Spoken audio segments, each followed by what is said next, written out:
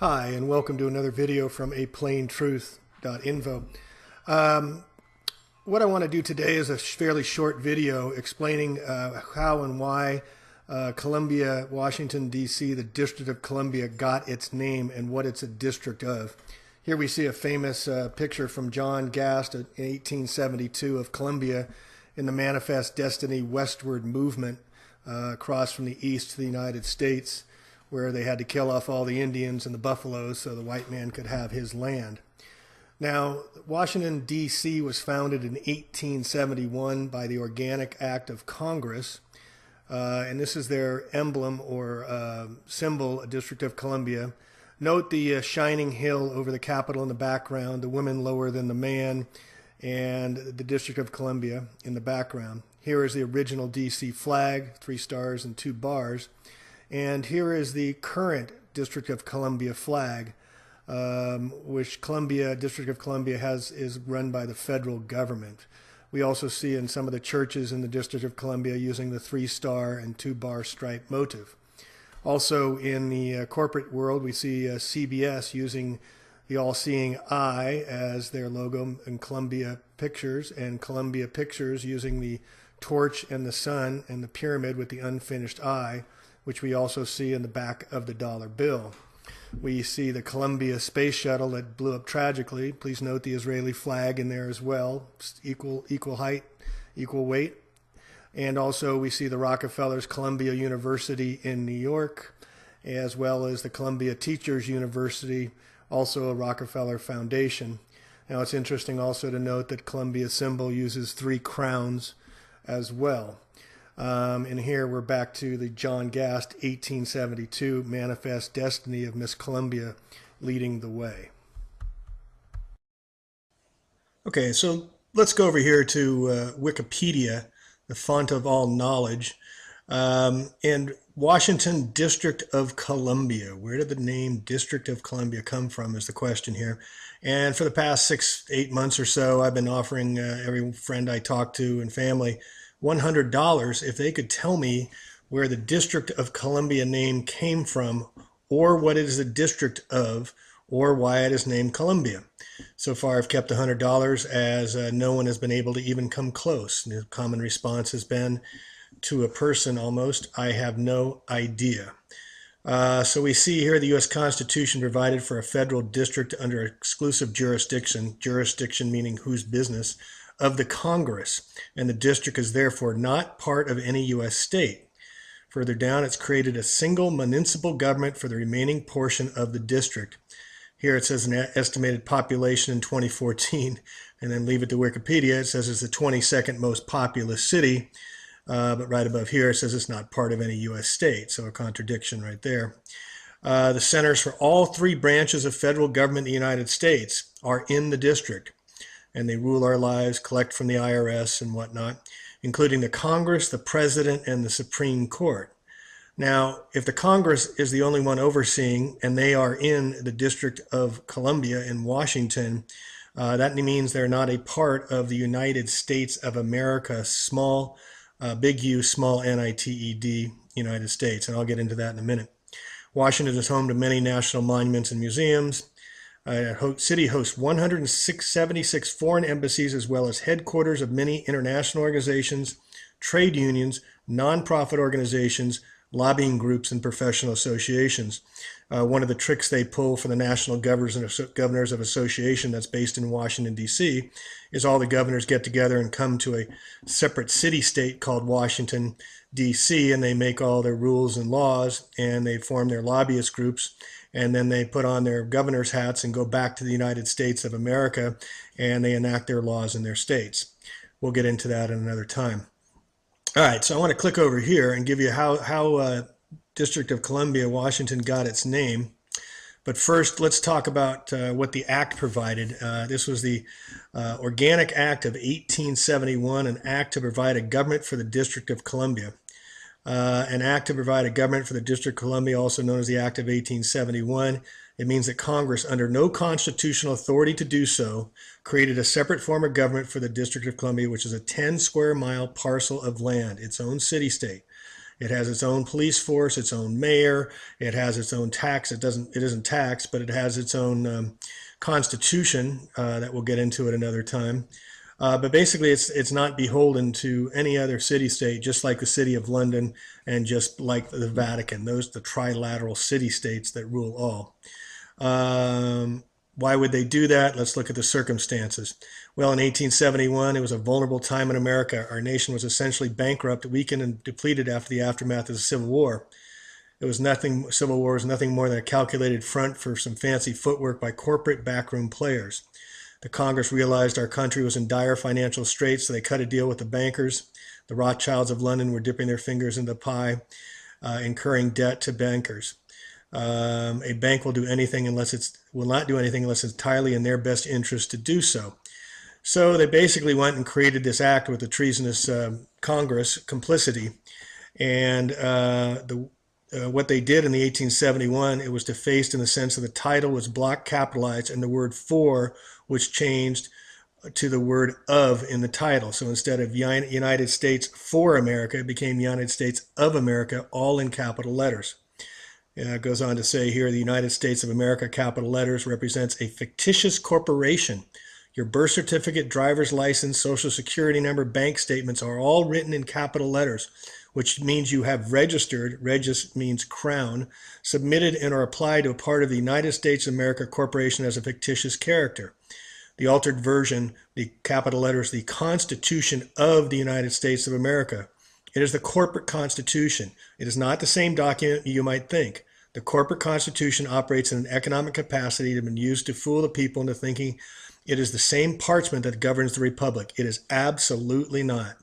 Capitalization is an insignificant change. No, not when it's referring to the context of a legal document. Such minor alterations have made major impacts on each subsequent generation born in this country. What the Congress did with the passage of the act was to create an entirely new document, a constitution for the government of the District of Columbia. The kind of government they created was a corporation. The new altered constitution serves as the constitution of a corporation and not that of America. And if you'll remember back in 1999 in the blue dress with Monica Lewinsky, President Clinton, a lawyer, got in front of the federal grand jury and argued what the term, it depends on what the word is. So you can understand that even small words have great meanings. All right, so going up here to how did District of Columbia get its name, or how did Washington, D.C. get its name? So here we read that the Vatican has been involved. The Jesuit John Carroll was probably the richest man in America in the late 1700s. Carroll allowed funding to construct D.C., which is nicknamed, quote, Rome on the Potomac. In fact, Wikipedia and the Catholic Encyclopedia confirm Washington, D.C.'s original name as Rome, Maryland. Also, a branch of the Potomac River was called the Tiber, which is named after a river in Rome. This information was written in 1902 edition of the Catholic Encyclopedia on the article on John Carroll. The owner of the land used to be Francis Pope. And now we have Pope Francis, a Jesuit from Argentina, who just, for the first time in 600 years, had a pope step down and he replaced him. Isn't that coincidence? And his priest was Jesuit Andrew White. Like Rome, Washington, D.C. has 7 hills.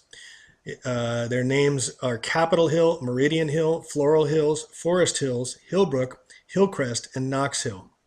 Is this coincidence? It doesn't look like one to me. Roman Catholic John Carroll suggested that French architect Pierre-Charles L'Enfant, the architect of D.C., a freeborn African-American named Benjamin Banneker, also was part of astronomy and architecture during that time.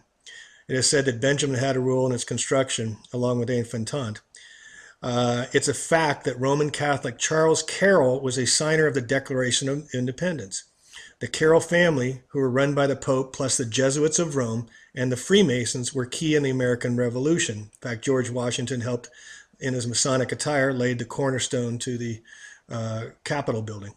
John Carroll founded Georgetown University in 1789. Daniel Carroll owned land in D.C. Roman Catholic Pierre L'Enfant was a part of the creation of Washington, D.C. as well. Roman Catholic Constantino Bromidi was the hired painter of occult pictures in the Capitol dome. So let's go over to here, and this is a wonderful website that we'll get into a lot more in another time. But where did the name Columbia come from? And this site is called USA versus US, and it documents how the two, the republic and the democracy, the corporation of civil law versus the republic that we think we live under, the United States of America, small letters, versus the capital letters, United States of America, compare side by side. And when most people say, well, that's not legal under the Constitution, we don't live under that Constitution. We live on this one here on the right side. So Columbia is a name for goddess of the creation, war, and destruction, more known as the goddess of death and pain. Wonderful. She is derived from the imagery of the Semiramis, wife of Nimrod and queen of Babylon, back in the Egyptian days. The statue on the top of the Capitol building, called the Statue of Freedom, is actually Persephone, meaning she who destroys light. She is the queen of the underworld. She is crowned with pentacles and pentagrams and stars with 5 points. And let's go back quick over here, and you can see where here's Washington, D.C., laid out by Lafont, the Roman Catholic, in shape of the pentagram. So it goes on to say, when someone stands on something, it is usually an indication of ownership. This is also why when you go into court, they say, do you understand? Do you stand under your fictitious name?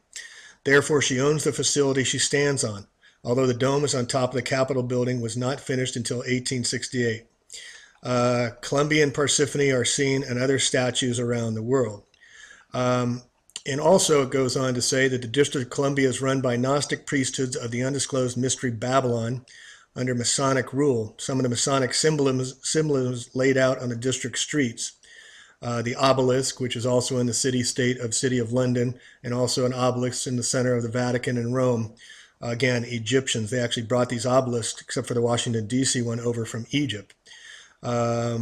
Now going down a little further, we see that the Gnostic priesthood includes the Illuminati, Skull and Bones Society, which John Kerry and the Bushes are members of, Knights of Malta, Knights of Columbus, all the secret societies. And then the ones you've probably heard of down here, we see the Secret Society of Cecil Rhodes, that's the Rhodes Scholar, Chatham House Crowd, Commonwealth Nations, the Royal Institute of International Affairs, the Trilateral Commission, which is run by the Rockefellers, the Bilderberg Group, the Council of Foreign Relations that the Clintons and many, many presidents have belonged to, and the magistrates and bar attorneys. So you have to be a member of this group. The bar attorney, bar actually stands for British Accredited Registry, and is a corporation based in the city of London and chartered in Puerto Rico. And we'll get into that at another time. But I just want to keep on this District of Columbia thing. So corporate officers, by this act, we can see that it was created to make a corporation. Again, United States capital letters versus small capital letters over here. We can see it started with old school, what we thought we had, the Declaration of Independence, Articles of Confederation, Constitution, which were taught in school. But that was changed in 1871 with the Treasonous Congress, creating Washington, D.C. We had the Gettysburg Act in 1864, declaring emergency war powers under the Reconstruction Act. So this put us in martial law, and some argue we've never been in martial law, out of martial law. In fact, and since 1933, we again declared bankruptcy, and martial law was declared then. So we see a corporation with the legislature was established with all apparatus of a district government created by Legislative Act in 1871. Corporate officers. This is what you do when you have a corporation. You form corporate officers. By the Act of June 11th, 1878, it provided that the commissioners therein provided should be deemed and taken as officers of such corporation. The United States is the District of Columbia Incorporated. The United States government is a foreign corporation with respect to a state. And here in the United States Code, Title 28, Section 3200 definitions, it states the following. Small caps United States means federal corporation. So they poured over the small United States, which we all think we belong to, and made it into a federal corporation. And then just to hit home the point of the name District of Columbia, let's go over here to what the name means under entomology. Entomology is the root words, where words come from originally. Now we see under Columbia, the poetic name for United States of America is earlier the poetic name for the United States of America, comma, earlier for British colonies there. So they were calling it Columbia way back in the 1730s. Also the nation's female personification. And then it goes on to read, the next one is Columbine. Remember Columbine school that had the shootings? This is from 1300, so this is probably the oldest root of French Columbine. Columbine, or directly from medieval Latin Columbina. And over here we see that it literally dove-like, from columba meaning dove. The inverted flower supposedly resembles a cluster of 5 doves. What is that about? So let's look at district. And when you say district, like district attorney, a district is a member of something greater. So the District of Columbia is a member of something greater than itself. So here we see district is territory under jurisdiction, whose business of, a lord or officer. From medieval Latin, districtus, restraining of offender's jurisdiction. Then under the feudal system, the area of jurisdiction. Noun use of past particle of Latin distringere means to hinder and detain. See distress. So to hinder, detain, and distress a dove. What the heck does that mean? Well, let's go back here and look at Persephone again, as she sits on top of the Capitol building. And she was a goddess, queen of the underworld, wife of the god Hades. She was also the goddess of spring growth, who was worshipped alongside her mother Demeter. And we go over here back to the Roman days, since they did help name Washington, D.C. All right, so here we see the dove's symbolism in Christian faith, staying on this Rome theme that apparently had a big hand in naming Washington, D.C., or Little Rome. We read that the dove, as a symbol, predates Christianity, standing in for Mother Goddess, for Mother Goddess in the ancient Near East, and representing God's hovering spirit in the Babylonian Talmud. All right, the Babylonian Talmud refers to back in the Egyptian days. And what is the Talmud? But it is the instruction learning from a root to teach or study, is a central text of the Rabbinic Judaism. It is also traditionally referred to as Shas, a Hebrew abbreviation of Shisha Sederim, the 6 orders. I'm sure I mispronounced that. And here we go over to the Talmud, some quotes from the Talmud, which I think you'll find fairly interesting. We scroll down and we read that to communicate anything to a goy is someone who is non-Jewish, rabbinic Jewish, about our religious relations would be equal to killing of all Jews. For if the goyim knew what we teach about them, they would kill us openly. And this one. When a Jew has a Gentile in his clutches, another Jew may go to the same Gentile, lend him money, and in turn deceive him, so that the Gentile shall be ruined. For the property of a Gentile, according to our law, belongs to no one, and for the first Jew that passes has full right to seize it. And this one should knock your socks off. Happy will be the lost of Israel, whom the Holy One, blessed be He, is chosen amongst the Goyim, of whom the Scriptures say, quote, their work is but vanity. It is an illusion at which we must laugh. They will all perish when God visits them in his wrath, end quote.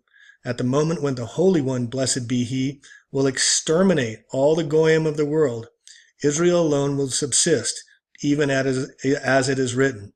Quote, the Lord alone will appear great on that day. So what I want to bring your attention to and close with is manifest destiny. And here we see again Columbia and American Progress printed by 1872. And note here's the stand-in for the goddess, Columbia, representing the dove, or representing Mother Goddess, floating over the westward movement of the settlers coming across, the white man taking out the native Indians, taking out the buffaloes. American Progress, a painting. Here Columbia is a personification of the United States, leads civilization westward with American settlers. She brings the light from the east into the darkness of the west, stringing telephone wires. She sweeps west. She holds a school book as well, not a Bible. The different stages of economic activity of the pioneers are highlighted, and especially the evolving forms of transportation. And then finally, Manifest Destiny, Wikipedia, 19th century. This painting came out, as I said, 1 year after the Organic Act of 1871 by the treasonous Congress that created the Corporation of the United States, of which President Obama is head of the corporation. That takes all our tax money and runs the show. Was a widely held belief in the United States that American settlers were destined to expand throughout the continent. Widely held belief. Not by the African American slaves, I'm sure it wasn't. The special virtues of the American people and their institutions, America's mission to redeem and remake the West in the image of an agrarian America, an irresistible destiny to accomplish this essential duty. Historian Frederick Merck says the concept was born out of, quote, a sense of mission to redeem the old world by high example, generated by the potentialities of a new earth for building a new heaven. So one could even argue that their long-term plans are being implemented to create a new Jerusalem. So I'm ending here, and I'll include this wonderful website that somebody anonymous created comparing the two governments, the one that was created in 1776 and the one that was usurped that in 1871, creating the corporation in the District of Columbia. And I'm going to close with this quote here. And it goes like this. A democracy cannot exist as a permanent form of government. It can only exist until the voters discover that they can vote themselves generous gifts from the public treasury. From that moment on, the majority always votes for the candidates promising the most benefits from the public treasury, with the result that a democracy always collapses over loose fiscal policy. We're currently $18 trillion in debt, always followed by a dictatorship. That's coming next. The average age of the world's greatest civilizations from the beginning of history has been about 200 years. We're right about 244 years. During those 200 years, these nations always progress through the following sequence. See if you can identify where we are. From bondage to spiritual faith, from spiritual faith to great courage, from courage to liberty, from liberty to abundance, from abundance to selfishness, from selfishness to complacency, from complacency to apathy, from apathy to dependency, and then from dependency back again to bondage. Attributed to Scottish history professor, University of Edinburgh, Sir Alexander Fraser Tytler. So in closing, I will, the next video I'll do will be a little bit more at length to put together how our laws are still under Roman Latin law, how our monetary system was developed by the Vatican and the Caesar days, and we're still using the same monetary maritime law and debt system, why debt is being created and how we're all securitized debt from birth, and also how the laws trusts were originally created and from the Vatican put on child's skin when they wrote the first QV trusts. It'll be a little more lengthy and a little more in depth, and a lot of it goes into the information presented right here on this wonderful site. So thank you for listening, and we'll catch you the next time, and be well.